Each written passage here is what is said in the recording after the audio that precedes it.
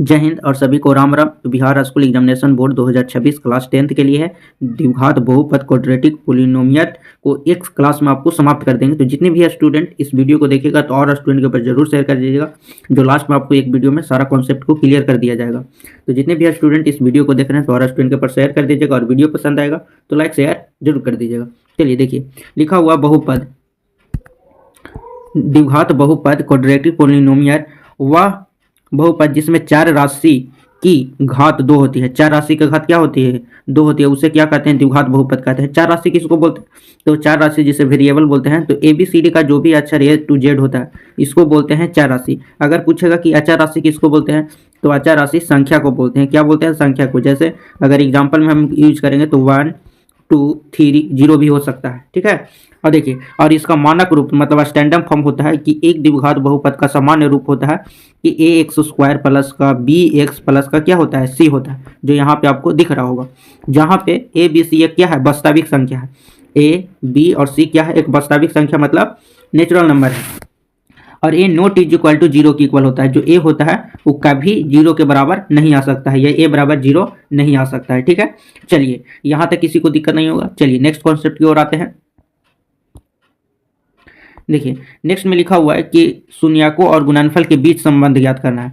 क्या ज्ञात करना है? शून्यकों का बीच के संबंध में, शून्यकों और गुणनफल के बीच में संबंध में। यदि किसी द्विघात बहुपद में दो शून्यक होते हैं, एक होता है अल्फा, दूसरा होता है बीटा, शून्यकों का योगफल। अब देखिए, जैसे फॉर्मूला होता है द्विघात बहुपद का x² प्लस का bx प्लस का c होता है।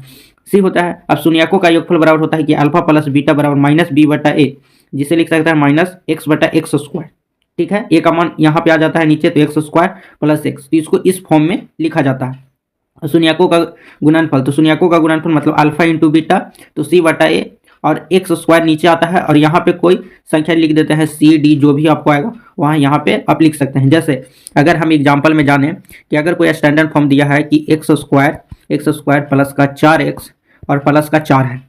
अब इसका पूछेगा कि शून्यकों का योगफल ज्ञात करना है, तो इसमें पहले स्टैंडर्ड फॉर्म मतलब वास्तविक संख्या चुनना पड़ेगा। तो a बराबर क्या हो जाएगा? 1, ताकि यहाँ पे a होता है, यहाँ पे b होता है, यहाँ पे c होता है। तो a बराबर 1 हो जाएगा, b बराबर कितना हो जाएगा? 4 हो जाएगा, c बराबर भी कितना हो जाएगा? 4 हो जाएगा। अब देखिए, गुणनफल मतलब यहाँ योगफल लिखा हुआ है, यहाँ पे गुणनफल लिखा हुआ है। तो शून्यकों का योगफल, तो अल्फा प्लस बीटा मतलब -b/a, तो -b/a, तो b का मान यहाँ पे कितना है? 4 है, तो यहाँ पे माइनस का 4, और a का मान कितना है? 1 है, तो यहाँ पे क्या हो जाएगा? बट्टा में 1, तो क्या हो जाएगा? गुणनफल बराबर योगफल बराबर कितना हो जाएगा? -4 हो जाएगा। ठीक है।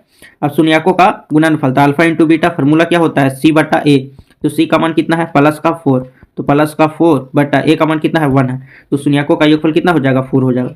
चलिए, यहाँ तक किसी को दिक्कत नहीं हुआ होगा। तो और वीडियो पसंद आए तो लाइक करिएगा, शेयर करिएगा। चलिए नेक्स्ट कॉन्सेप्ट देखिए। नेक्स्ट कॉन्सेप्ट है कि द्विघात सूत्र क्वाड्रेटिक फॉर्मूला को कैसे हल करते हैं। इसे सीधा चार सूत्र कहते हैं। इसे क्या बोलते हैं? सीधा चार सूत्र के नाम से भी जाना जाता है। ये आपको एग्जाम में पूछा जाता है कि सीधा चार फॉर्मूला क्या होता है। हम जानते हैं x² plus bx plus c बराबर 0, जिसका मूल शून्य को निकलते हैं, मूल या शून्यक निकालते हैं, इसका सूत्र का प्रयोग करें। तो सूत्र क्या होता है? आप देख सकते हैं यहाँ कि x बराबर -b plus minus under the root b² -4ac/2 होता है। ठीक है। यहाँ पे नोट में d बराबर जो होता है फॉर्मूला b² -100, जो ही विवेचक होता है। यह बताता है कि मूल प्रवृत्ति नेचुरल और रूट्स निकालते हैं। क्या करते हैं? मूल की प्राकृतिक प्रवृत्ति निकालते हैं। जैसे अगर मान लिया जाए कि हमको पास x² है, माइनस का 3x है और माइनस का 10 है, इसको बोला जाएगा कि मूल शून्य का मतलब सीधा चार सूत्र से ज्ञात कीजिए, या द्विघात सूत्र से ज्ञात करना है, तो आपको ये वाला फॉर्मूला यहाँ पे लगाना पड़ेगा। इसमें कैसे चुनेंगे? तो a बराबर हो जाएगा 1, b बराबर हो जाएगा -3, c बराबर कितना हो जाएगा? -10। अब यहाँ पे फॉर्मूला में लगा देंगे, तो x बराबर क्या हो जाएगा?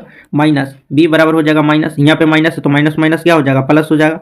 तो 3 plus minus under the root b का स्क्वायर मतलब 3 का स्क्वायर करेंगे तो कितना हो जाएगा? 9 माइनस 4 इंटू क्या हो जाएगा? a इंटू बी, तो 4, a का मान 1 है, c का मान 10 है, तो 10 तिहाई कितना हो जाएगा? यहाँ पे 10 एकम 10 और 10 चौका 40/2, a का मान 1 है तो 1 हो जाएगा।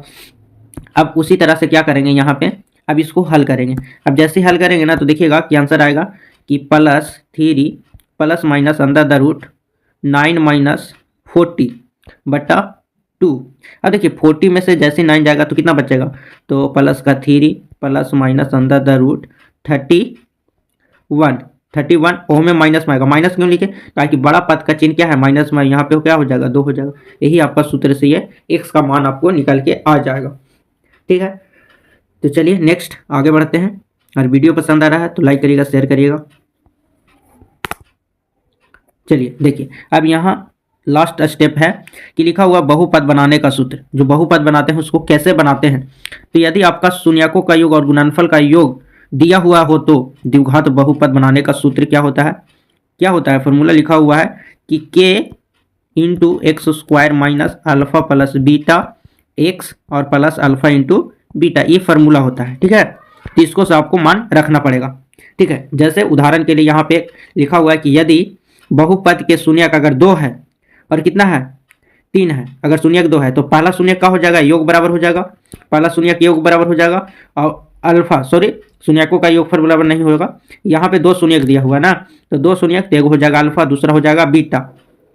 अब देखिए शून्यकों का योगफल बराबर 5 आया। 5 कैसे आया? कारण कि शून्यकों का योगफल बराबर जानते हैं कि अल्फा प्लस बीटा होता है, अल्फा प्लस बीटा होता है। तो देखिए यहाँ पे जो फॉर्मूला में लिखा हुआ, तो ये जो बहुपद है इसको ऊपर आप हल कर लीजिएगा। इसको ऊपर एक एग्जांपल मान लेते हैं कि ये दिया हुआ है 2 और 3, तो कितना लिखेंगे, 2 प्लस 3 तो कितना हो जाएगा, 5 हो जाएगा। फिर यहाँ पे शून्यकों का योगफल बराबर अल्फा इंटू बीटा, तो कितना हो जाएगा, 2 इंटू 3 बराबर कितना हो जाएगा, 3 इंटू 3 2 जा 6 हो जाएगा, तो 3 और 5 हो जाएगा। अब इसी को अभी यहाँ पे क्या करेंगे, पुट कर देंगे। अब जैसे आप पुट करिएगा तो यहाँ पे देखेंगे कि आंसर क्या निकल के आएगा। तो यहाँ पे पुट करेंगे तो क्या हो जाएगा, के, तो के बराबर कितना आ जाएगा, 1 आ जाएगा। तो ये क्या हो जाएगा, खत्म हो जाएगा। तो यहाँ पे 1 इंटू हो जाएगा कि एक्स स्क्वायर माइनस, ये कितना आया था, 3 2 5, यहाँ पे देखेंगे तो 5 लिखा हुआ है, तो 5x प्लस, अब यहाँ पे अल्फा इंटू बीटा बराबर कितना है, 6 है, तो 6 हो जाएगा। तो यहाँ पे लिखेंगे एक्स स्क्वायर माइनस का 5x प्लस का 6 इज द द्विघात बहुपद आ जाएगा। और यहाँ पे आप देखेंगे तो यही चीज़ लिखा हुआ है, एक्स स्क्वायर माइनस का 5x और प्लस का 6। तो इस तरह से आपको द्विघात समीकरण आपको बनाना आना चाहिए। उसका शून्य कैसे निकालते हैं, उसका योगफल कैसे ज्ञात करते हैं, द्विघात बहुपद कैसे बनाते हैं, तो आपको 2 चीज़ उसमें दिया हुआ रहेगा। एक होगा शून्यकों का योगफल, एक शून्यकों का गुणनफल, 2 चीज़ आपको दिएगा। तो आपको डायरेक्ट ये फार्मूला लगाना है, आपको डायरेक्ट बैठा के आंसर ला देना है, जैसे यहाँ पे आपको एग्जाम्पल में एक दिख रहा होगा। ठीक है, तो वीडियो कैसा लगा कमेंट करके जरूर बताइएगा। इसी तरह से एक चैप्टर एक वीडियो में समझने के लिए कमेंट करके जरूर बताइएगा कि इसी तरह से आप वीडियो बनाइए, तो आपको हर चैप्टर वाइज आपको मिल जाएगा वीडियो। मिलेंगे नेक्स्ट वीडियो में। सभी को जय हिंद और सभी को राम राम।